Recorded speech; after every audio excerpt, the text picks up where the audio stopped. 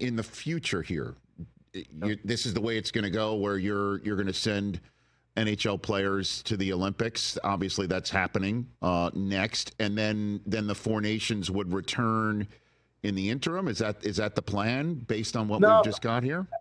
Actually, as I said, the Four Nations was kind of a quick appetizer.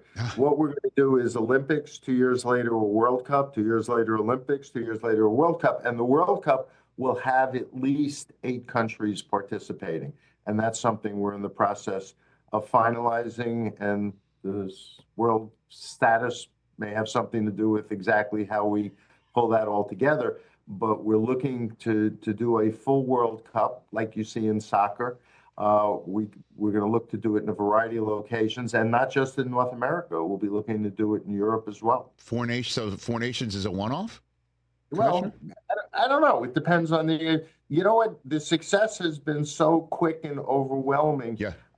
We've got a lot of things to consider and sort out, including what our own All-Star game looks like going forward. So you're asking the absolute right questions. Thank you. I don't have all the right answers yet because we've got a lot to work through. But listen, it was all good. Because that's what I was saying from this seat, Commissioner, is that you cracked the code. The NHL cracked the code. Obviously, the association from which you came has some all-star issues. My league that I work for, when not sitting in this chair, the Pro Bowl, the commissioner basically said, let's just put flags on them. And that's what they're doing. And Major League Baseball tinkered with so many different ways to try and make it seem to the players this is as important to them as it is to maybe fans and the sport. Have you heard from any other sports at all? Any of your staff heard from any other sports on what you just pulled off? Well, I'm hearing from my staff that they're hearing from a lot of people, mostly in the form of congratulations. I haven't heard directly from my 3 counterparts at the majors, but that wouldn't surprise me because at some point we all talk to each other and it'll come up. The point about breaking the code, and I appreciate that, but we've taken chances before.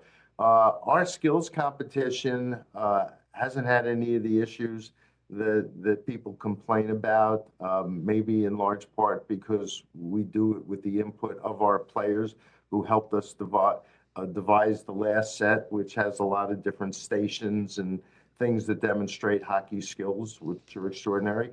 And going back to the All-Star game, I think it was in Nashville, so that must have been 7 or 8 years ago.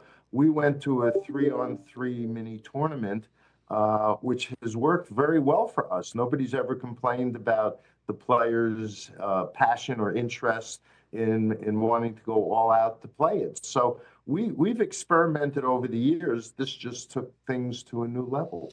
And, listen, I know to whom I'm talking. I'm talking to a commissioner of a major sport here in North America and around the world, where skill, as you just mentioned, is paramount. Skating and speed and power and just, putting it all in maybe the form of a human being like Ovechkin or McDavid, just to name a couple.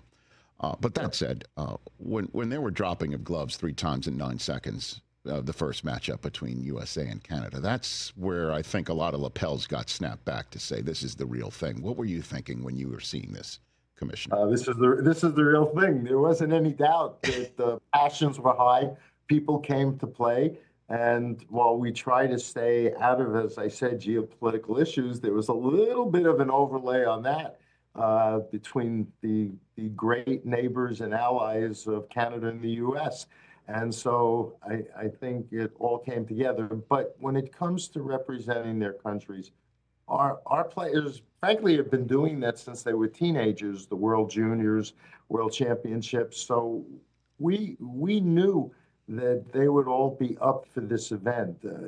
Finland and Sweden have a great rivalry, as they do with Canada and the U.S., who has a great rivalry. So we believed that the players were coming to play. And the feedback that we were hearing, Steve Mayer, who is our president of events, was telling me last night when we were in Los Angeles together for the skate for LA Strong, that he had bumped into a couple of players in the airport 2 weeks before Four Nations, and they were all telling him how they couldn't wait to get started. They were all focused on playing in Four Nations, and it was still 2 weeks away. Catch the Rich Eisen Show every single day on the Roku Channel, 12 to 3 Eastern, for free.